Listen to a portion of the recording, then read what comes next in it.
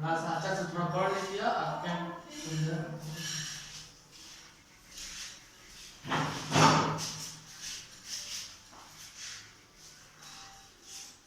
Good morning students. आज हम इस वीडियो में मैथमेटिक्स का सेकंड बुक इंटीग्रेशन यानी समाकलन का अध्ययन करेंगे। ये जो इंटीग्रेशन चैप्टर है ये मोस्ट इम्पोर्टेंट चैप्टर है। जब आप आईएससी 12th का फाइनल एग्जाम देने के लिए आप जाएंगे तो इस इंटीग्रेशन से आपको 15 to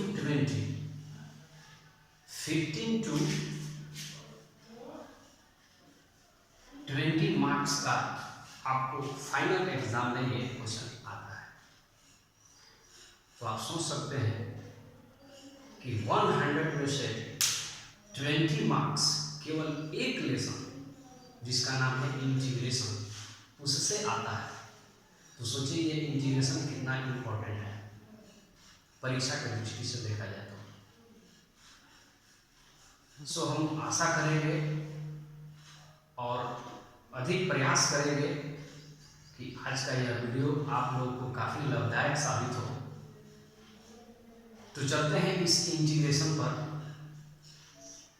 स्टूडेंट्स, ये जो इंटीग्रेशन है वो डिफरेंशिएशन का अपोजिट होता है, बिल्कुल उल्टा होता है। यानी जिस स्टूडेंट ने डिफरेंशिएबिलिटी यानी अवकलनीयता जो चैप्टर है वो अच्छी तरीका से अगर समझा है, स्ट्रॉन्ग किया है, तो उसे इंटीग्रेशन भी समझने में किसी प्रकार की दिक्कत नहीं होगा। 100% उसको समझ में आएगा इस वीडियो में जो भी आपको बताया जाएगा। सो हम आशा करते हैं कि आप लोगों का डिफरेंशिएबिलिटी यानी अवकलनीयता स्ट्रॉन्ग हो गया होगा।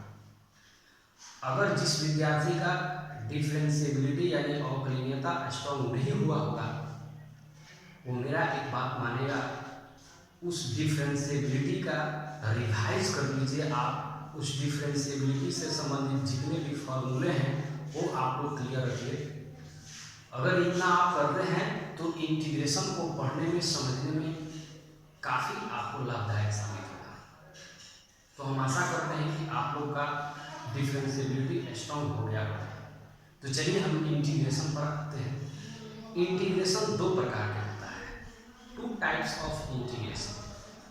फर्स्ट टाइप है आपका इनडिफिनिट इंटीग्रेशन जिसको हम लोग हिंदी में अनिश्चित समाकलन के नाम से जानते हैं।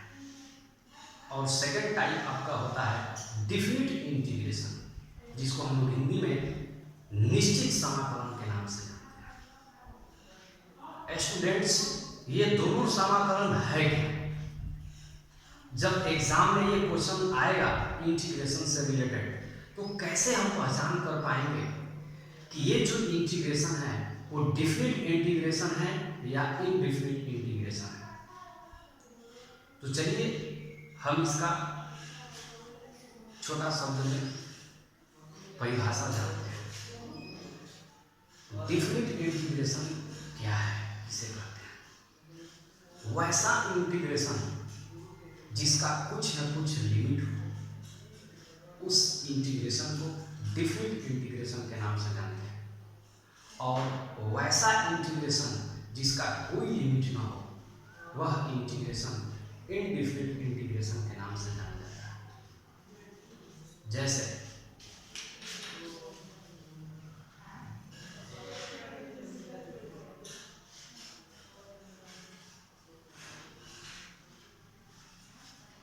हम यहाँ पर दो इंटीग्रेशन का सिंबल लिखते हैं।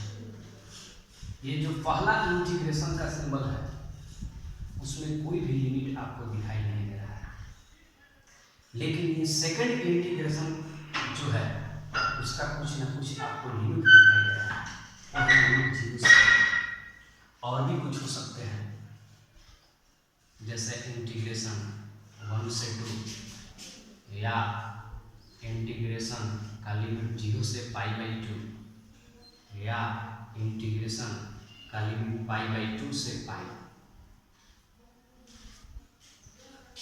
कहने का मतलब है कि जिस समाकलन में जिस इंटीग्रेशन का ये लिमिट आपको दिखाई दे रहा है वो इंटीग्रेशन आपका डिफिनिट इंटीग्रेशन कहलाता है, और जिस इंटीग्रेशन का कोई भी लिमिट ना हो वह इंटीग्रेशन आपको इनडिफिनिट इंटीग्रेशन कहलाता है। और एक बात है, अगर वो इंटीग्रेशन डिफिनिट इंटीग्रेशन है तो उसका लिमिट जो होता है वो लोअर लिमिट से अपर लिमिट की होता है। लोअर लिमिट से अपर लिमिट का मतलब ये होता है कि निम्न से उच्च की ओर होगा, यानी जो नीचे आपका लिमिट दिया रहेगा वो आपका छोटा होगा और ऊपर जो लिमिट दिया होगा वो आपका बड़ा होगा। इसी को हम लोग कहते हैं लोअर लिमिट से अपर लिमिट। लोअर लिमिट से अपर लिमिट, देखिए यहाँ लोअर लिमिट आपका छोटा है, अपर लिमिट बड़ा है, लोअर लिमिट छोटा है, अपर लिमिट बड़ा है। तो इस प्रकार के इंटीग्रेशन को डिफिनिट इंटीग्रेशन के श्रेणी में रखा गया है, और इस टाइप के यानी जिस इंटीग्रेशन का कोई भी लिमिट ना हो वो इंटीग्रेशन इनडिफिनिट इंटीग्रेशन कहलाती है। और दोस्तों एक बात याद रखें कि इनडिफिनिट इंटीग्रेशन जब आप करोगे तो लास्ट में जब आपका आंसर होगा उसमें एक कांस्टेंट आपको जोड़ना होता है, ये जोड़ना न भूलिएगा। कोई भी दुनिया का कोई भी इनडिफिनिट इंटीग्रेशन हो, अगर उसका आप आंसर कर रहे हो, आंसर लिख रहे हो, तो लास्ट में आपको एक कांस्टेंट बैठाना होता है। लेकिन वही डिफिनिट इंटीग्रेशन के आंसर में किसी प्रकार की कोई कांस्टेंट आपको बैठाने की जरूरत नहीं है। हम आशा करते हैं कि आप इस बात को समझ चुके होंगे। तो चलिए इस वीडियो को आगे और बढ़ाया जाता है। तो हम लोग इंटीग्रेशन में सबसे पहला टाइप्स पढ़ेंगे इनडिफिनिट इंटीग्रेशन। यदि आप इनडिफिनिट इंटीग्रेशन समझ जाओगे तो डिफिनिट इंटीग्रेशन कुछ भी नहीं है, सिर्फ आंसर के 1 से 2 लाइन और ज्यादा पढ़ना होता है डिफिनिट इंटीग्रेशन। तो हम लोग सबसे पहले इनडिफिनिट इंटीग्रेशन पढ़ेंगे। जब आप सेकंड बुक निकालिएगा चैप्टर नंबर 7, तो आपको पहले इनडिफिनिट इंटीग्रेशन से ही मुलाकात होगा, इसके बाद डिफिनिट इंटीग्रेशन आपको मिलेगा। तो हम भी सबसे पहले इनडिफिनिट इंटीग्रेशन पढ़ेंगे।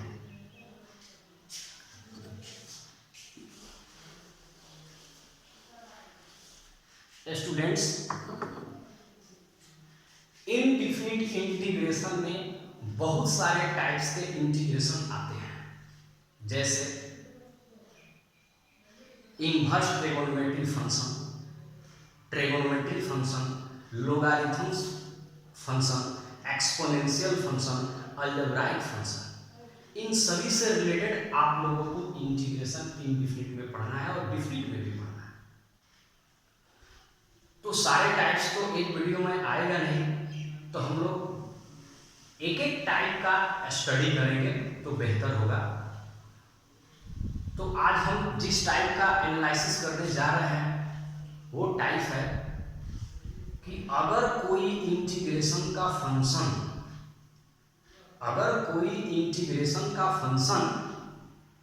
अलजेब्राइक फंक्शन हो तो उसको हम लोग इंटीग्रेशन कैसे करेंगे,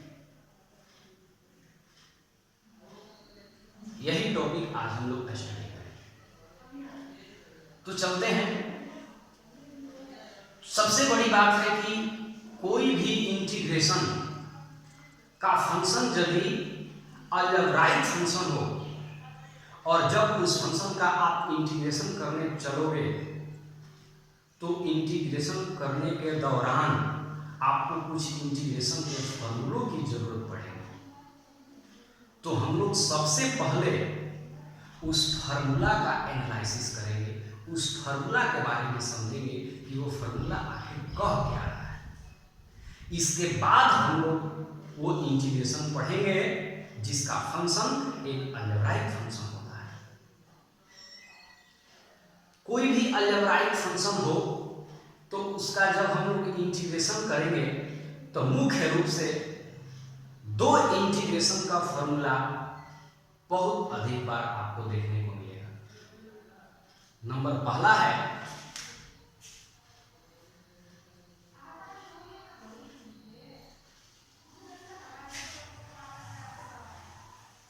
नंबर पहला जो आपका फॉर्मूला है वो है इंटीग्रेशन dx का। स्टूडेंट्स, dx का जो इंटीग्रेशन होता है वो x होता है। dx का जो इंटीग्रेशन होता है वो x होता है। लास्ट में एक कांस्टेंट c मान लेते हैं, इसको ऐड कर लेते हैं, यही हमारा राइट आंसर होता है। तो dx का इंटीग्रेशन कितना होता है? x। dx का इंटीग्रेशन कितना होता है दोस्तों? तो x होता है। नंबर सेकंड जो फॉर्मूला है वो है integration x to the power n into dx। Number second जो आपका फॉर्मूला है वो फॉर्मूला है x to the power n का। x to the power n का इंटीग्रेशन कितना होता है? तो x to the power n का इंटीग्रेशन होता है x के power n plus 1 divided by n plus 1 और एक लास्ट में कांस्टेंट c जोड़ दें। x to the power n का इंटीग्रेशन कितना होता है? तो x to the power n plus 1 divided by n plus 1 और एक लास्ट में कांस्टेंट जोड़ देते हैं। यही हमारा x to the power n का फॉर्मूला होता है, इंटीग्रेशन होता है। इसको हम लोग अपना भाषा में पावर का भी इंटीग्रेशन कह सकते हैं। तो चलिए समझते हैं कि पावर का इंटीग्रेशन आखिर कैसे हुआ है। तो पावर का जो इंटीग्रेशन होता है उसको कैसे करते हैं? तो पावर में एक जोड़ देते हैं। देखिए a में यदि हम एक जोड़ दिए तो आपका रिजल्ट मिला n प्लस, और जितना पावर में एक जोड़ने पर मिलेगा वही आपको यहाँ डिनोमिनेटर में लगा देना है और लास्ट में एक कांस्टेंट जोड़ दीजिए, आपका राइट आंसर है। जैसे एक एग्जांपल यहाँ ले लेते हैं, यहीं पर ले लेते हैं integration x to the power 5 into dx is equal. देखिए ये जो आपका इंटीग्रेशन का फंक्शन है वो इस फॉर्मेट में दिखाई दे रहा है, यानी x to the power n, यानी पावर का इंटीग्रेशन आपसे पूछ रहा है।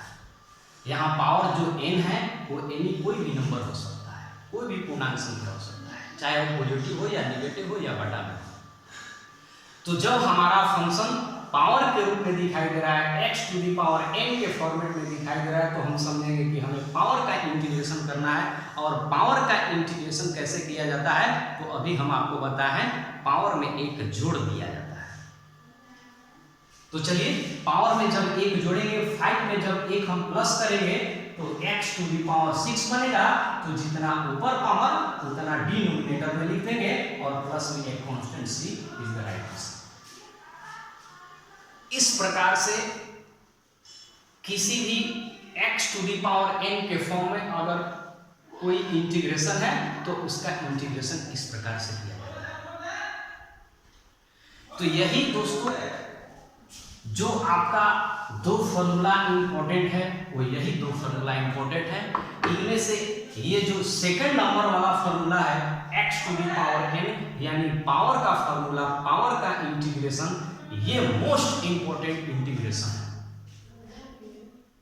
जहां तक मेरा अनुभव है, आप किसी भी इंटीग्रेशन के एक्सरसाइज बनाइए, चाहे वो किसी भी बुक का हो, 7.1 हो, 7.2 हो, 7.3 हो, चाहे NCERT हो, चाहे KC सिन्हा हो, चाहे RS अग्रवाल हो, किसी भी पब्लिकेशन का आप जब इंटीग्रेशन सॉल्व करोगे तो मैक्सिमम टू मैक्सिमम हर एक्सरसाइज में इस पावर यानी x to the power n का इंटीग्रेशन आपको मिलेगा ही मिलेगा।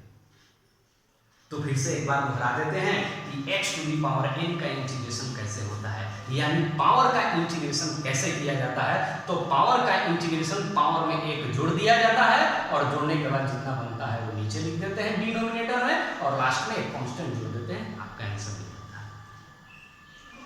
तो हम लोग आज जो इंटीग्रेशन का टॉपिक पढ़ेंगे, जो कि किसी भी इंटीग्रेशन का फंक्शन अलजेब्राइक फंक्शन हो तो उसका इंटीग्रेशन कैसे किया जाए, तो उस टाइप के जितने भी क्वेश्चंस आपको मिलेंगे उसमें यही जो है 1 नंबर फॉर्मूला और 2 नंबर फॉर्मूला, जिसमें सेकंड नंबर फॉर्मूला जो है मोस्ट इंपॉर्टेंट है, ये अधिक बार आने वाला है। इन्हीं दो फॉर्मूलों के यूज से हम लोग इस टाइप के जितने भी मैथमेटिक्स है सॉल्व करने का प्रयास करें। तो चलिए आगे बढ़ाते हैं इस वीडियो को एग्जाम्पल के माध्यम से। सबसे पहला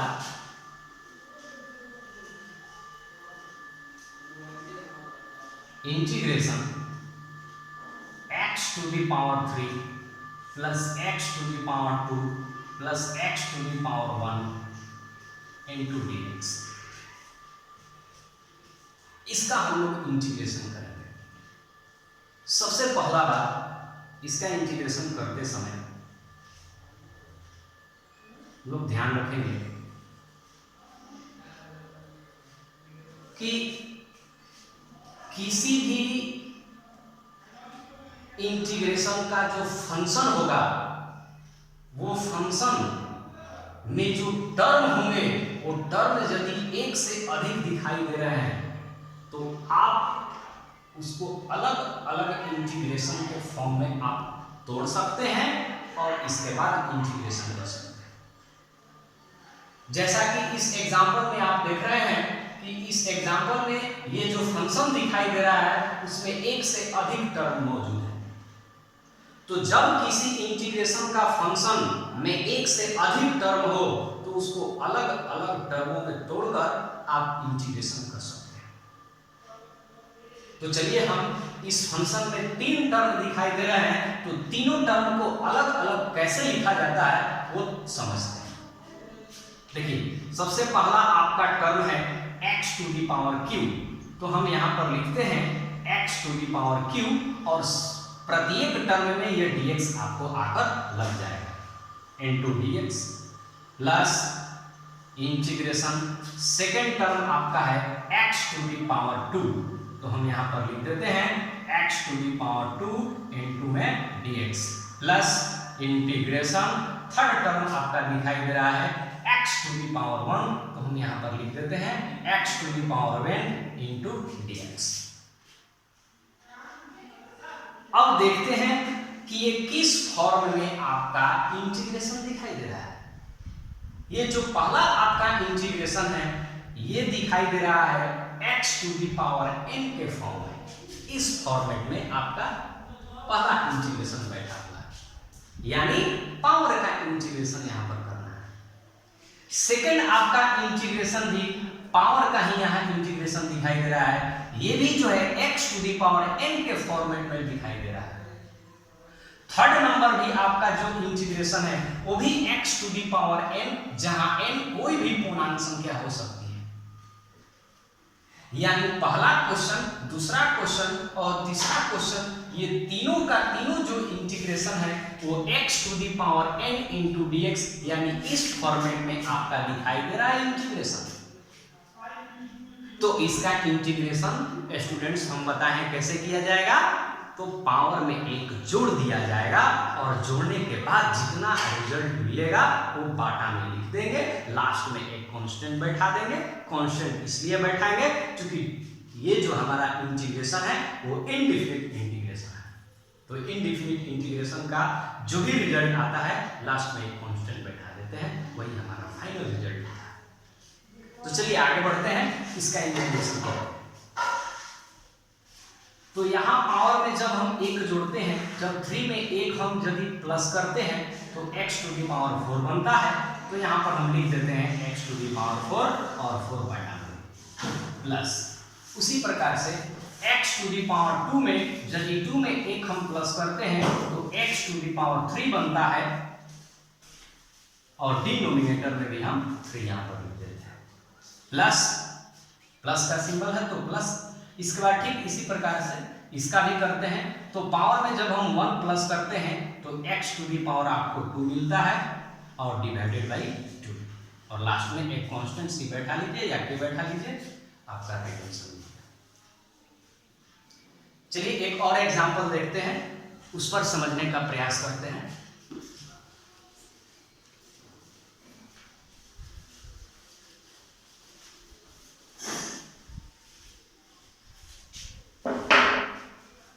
सेकेंड नंबर एग्जांपल है x to the power 5 plus x to the power 3 plus x to the power 1 और divided by x into dx। इस क्वेश्चन का हम लोग को इंटीग्रेशन करना है। तो सबसे पहले ये हम देखते हैं कि इस इंटीग्रेशन का फंक्शन क्या है। ट्रिगोनोमेट्री है या ट्रिगोनोमेट्री इनवर्स है या लोगारिथम्स फंक्शन है या एक्सपोनेंशियल है या अलजेब्राइक है। तो आप लोग देख रहे होंगे कि इस इंटीग्रेशन का जो फंक्शन दिखाई दे रहा है वो अलजेब्राइक फंक्शन है। तो अलजेब्राइक फंक्शन नोमिनेटर और डिनोमिनेटर में आपको दिखाई दे रहा है, जो कि ऐसा नहीं होना चाहिए।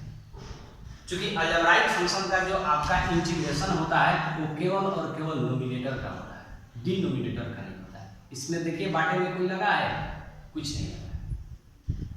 तो जब भी कोई अलजेब्राइक फंक्शन बाटे में आपको दिखाई देगा तो सबसे पहला स्टेप होगा आप उस बाटे को हटाना। आपको उस बाटे को क्या करना होगा, हटाना होगा। तो चलिए बाटे को कैसे हटाएंगे।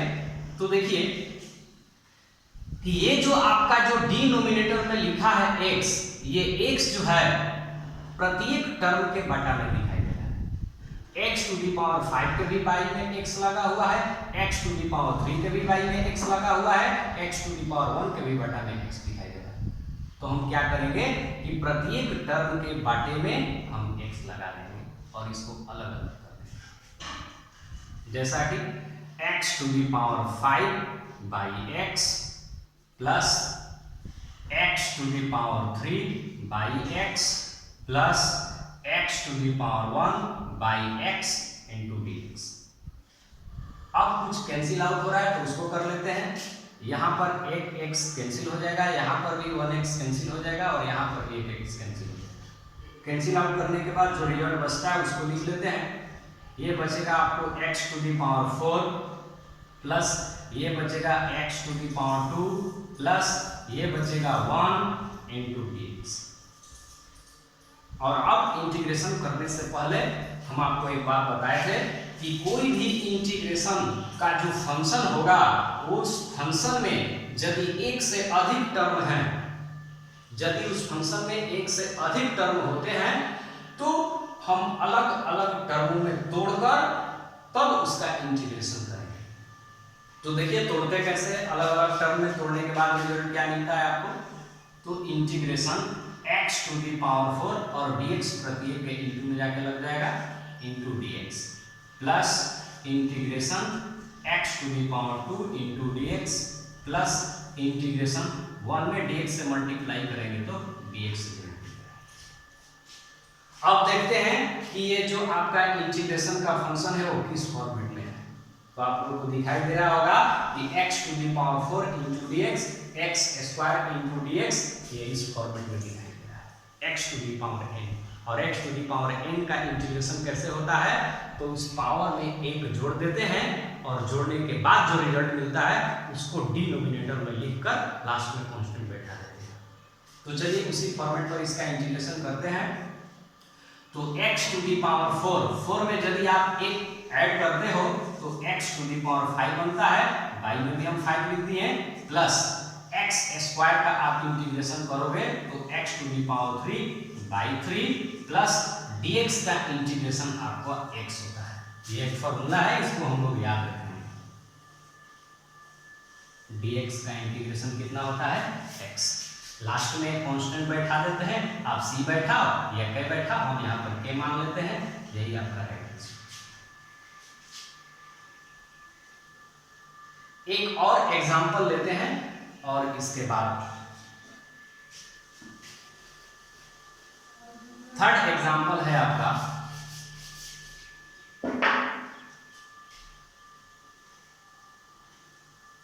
x to the power 3 plus x to the power 2 plus x to the power 5 by root under x into dx। एक बात आप लोगों को समझना होगा कि किसी भी इंटीग्रेशन का फंक्शन अगर अलजेब्राइक हो और वो अलजेब्राइक फंक्शन में कहीं रूट आपको दिखाई दे रहा होगा अगर कोई अलजेब्राइक फंक्शन रूट में है तो सबसे पहला काम आपको होगा उस रूट को हटाना, क्योंकि रूट में कोई भी अलजेब्राइक फंक्शन हो तो उसका इंटीग्रेशन का फॉर्मूला डायरेक्ट होता नहीं। तो हम लोग सबसे पहला काम करेंगे कि अगर किसी इंटीग्रेशन का फंक्शन अगर रूट में दिखाई दे रहा है तो उस रूट को हटाना होगा। हम लोग 9th क्लास में पढ़े हैं कर्णी और घातांक में, घातांक से कर्णी में बदले और कर्णी से घातांक में बदले। दोस्तों जब कोई फंक्शन रूट में होता है और उस रूट को आपको हटाना होता है तो उसका घात में 1/2 चढ़ जाता है। उसके घात में क्या चढ़ जाता है? 1/2। तो जब कभी भी आपको रूट हटाना होगा तो आप रूट हटा सकते हैं। रूट हटाने के बाद जो आपका रिजल्ट होगा वो क्या होगा? तो उस फंक्शन का घात आपको 1/2 लिखना होगा। जैसे कि इस क्वेश्चन में है हम लिख रहे हैं, देखिए integration x to the power cube plus x square plus x to the power 5 by root under x है।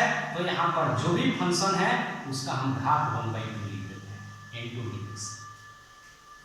अब आपका सेकंड स्टेप कहता है कि कोई भी अलजेब्राइक फंक्शन अगर बाटे में हो तो आपको बाटा से हटा देना। तो चलिए इसको बाटा से हटाते हैं। जब तो x to the power 3 by x के पावर 1/2 इंटू dx, अलग अलग भी लिखते चल रहे हैं। उसी प्रकार से x to the power 2 by x के power 1/2 into dx plus x to the power 5 by x to the power 1/2 into dx। अब देखते हैं ये इंटीग्रेशन करने के फॉर्म में है कि नहीं। तो ये इंटीग्रेशन करने के फॉर्म में नहीं है, क्योंकि ये x to the power n के फॉर्मेट में दिखाई नहीं दे रहा है। x to the power n के फॉर्मेट में ये दिखाई नहीं दे रहा है। ये दिखाई इसलिए नहीं दे रहा है क्योंकि इसके डिनोमिनेटर में भी कुछ ना कुछ फंक्शन यहाँ पर है। ये जब तक नहीं हटेगा तब तक x to the power n के फॉर्मेट में नहीं बैठेगा, और जब तक x to the power n के फॉर्मेट में नहीं बैठेगा तब तक इंटीग्रेशन हम नहीं कर पाएंगे। तो चलिए देखते हैं इसको कैसे हटाएंगे। तो हम लोग 9th क्लास में ही एक फॉर्मूला पढ़े हैं,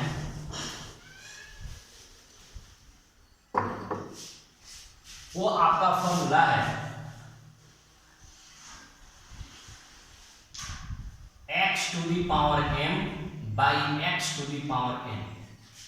यानी जब कोई फंक्शन बाटे में हो और उस बाटे का आधार बिल्कुल एक समान, जब बाटा में आधार एक समान होता है तो हम पावर को आपस में घटा लेते हैं। पावर को क्या कर लेते हैं?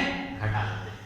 यानी आधार पहले हम लिख लेते हैं जो है x है तो x लिख लिए, अब पावर को घटा देना है, m माइनस है।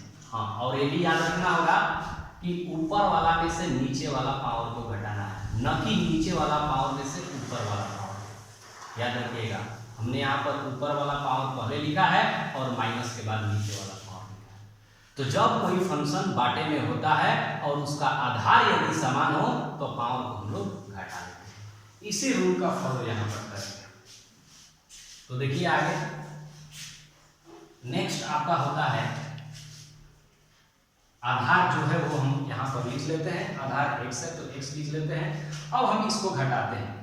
जब 3 में से -1/2 को आप घटाओगे, देखिए यहाँ पर रफ में देख लेते हैं, 3 में से ऊपर वाला पावर में से नीचे वाले पावर को जब हम घटाते हैं, यानी 3 - 1/2, जब इसको बटा पे कि आप जोड़ घटाव करोगे तो आपको 5/2 रिजल्ट मिलता है। सो हम यहाँ पर लिख देते हैं इसके घात में 5/2 इंटू dx प्लस इंटीग्रेशन। ठीक इसी प्रकार से इस फंक्शन का भी हल करेंगे और इस फंक्शन का भी हल करेंगे। तो इस फंक्शन को जब हम हल करेंगे तो आपको कितना मिलेगा? x to the power 3/2 into dx plus integration x to the power, ये आपका मिलेगा 9/2 इंटू dx। आप थोड़ा ध्यान दीजिए इस पर। यहाँ पर जितने भी इंटीग्रेशन का फंक्शन दिखाई दे रहा है वो x to the power n के रूप में दिखाई दे रहा है। तो यहाँ पर जितने भी इंटीग्रेशन है उसका इंटीग्रेशन किस रूप में होगा, तो x to the power n का होगा, यानी पावर का इंटीग्रेशन होगा। और पावर का इंटीग्रेशन हम आपको बताएं कैसे करना है, पावर में एक जोड़ देना है और जोड़ने के बाद जो रिजल्ट मिलेगा उसको डिनोमिनेटर में लिखते चलना है। तो चलिए देखते हैं, x टू दी पावर 5/2 है, जब 5/2 में हम एक ऐड करेंगे तो आपका रिजल्ट मिलेगा 7/2, और जो आपका रिजल्ट मिला है 7/2 जो घात में है वही आपको डिनोमिनेटर में लिखते चलना, प्लस इसका आपका रिजल्ट होगा, इसमें जब हम एक ऐड करेंगे तो आपका रिजल्ट मिलेगा 5/2, और जो घात में है वही डिनोमिनेटर में होगा 5/2, प्लस इसके बाद x टू दी पावर 9/2 का हम इंटीग्रेशन करेंगे तो 9/2 में यदि हम 1 ऐड करते हैं तो 11/2 आपको मिलता है, और जितना घात है 11/2 उतना डिनोमिनेटर में होगा, और लास्ट में एक कांस्टेंट बैठा लीजिए, यही आपका राइट आंसर। लेकिन हो सकता है कि जब आप आंसर मिलाओ बुक में तो ये आंसर न मिले।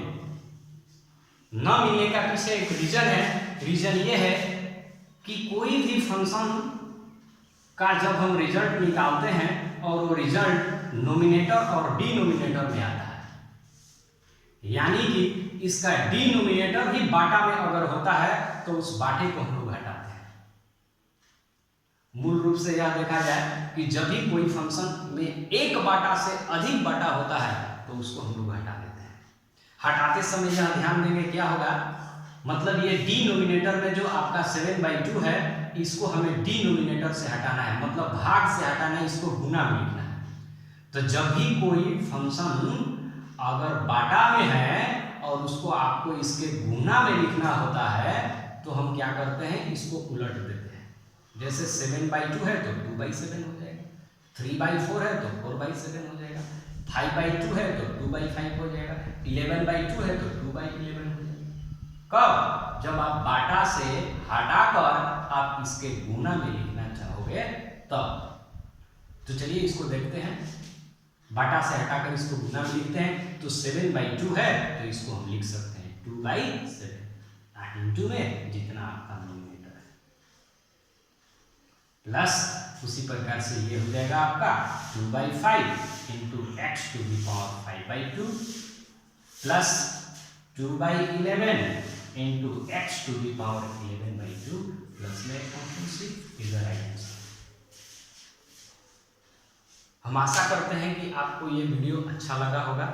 अगर ये वीडियो अच्छा लगा होगा तो लाइक कीजिएगा, और नीचे कमेंट बॉक्स में अगर आपको इस वीडियो में कोई भी दिक्कत होगा, कोई भी त्रुटि होगा तो आप कमेंट कर सकते हैं। नेक्स्ट वीडियो में आपका जो भी कंफ्यूजन होगा उसका सॉल्यूशन कर दिया जाएगा। जो आज हम लोग ये टॉपिक पढ़े हैं, अब घर पर जाइए और सेकेंड बुक मैथमेटिक्स का निकालिए 12th क्लास के, और पहला लेसन, पहला एक्सरसाइज 7.1 आप निकाल कर दिखेगा। मैक्सिमम हम उम्मीद करते हैं कि लगभग आपको 80% क्वेश्चन सॉल्व हो जाएगा। उस एक्सरसाइज का आप मैथमेटिक्स बनाइएगा, बनाने का प्रयास कीजिएगा। उसमें जो भी क्वेश्चन आपको फंसेगा, केवल और केवल एक ही टाइप याद रखिएगा। कौन सा टाइप? तो किसी भी इंटीग्रेशन का फंक्शन केवल और केवल अलजेब्राइक हो, न कि उसमें कोई ट्रिगोनोमेट्री फंक्शन, न ही ट्रिगोनोमेट्री इनवर्स, न ही लोगारिथम्स और न ही एक्सपोनेंशियल, केवल ओनली फॉर अलजेब्राइक फंक्शन हो, उसी क्वेश्चन का आप सॉल्व करने का प्रयास कीजिएगा। जो क्वेश्चन सॉल्व नहीं होगा कमेंट बॉक्स में आप लिखिएगा, आपको सॉल्यूशन नेक्स्ट वीडियो में मिल जाएगा। इसी के साथ थैंक यू।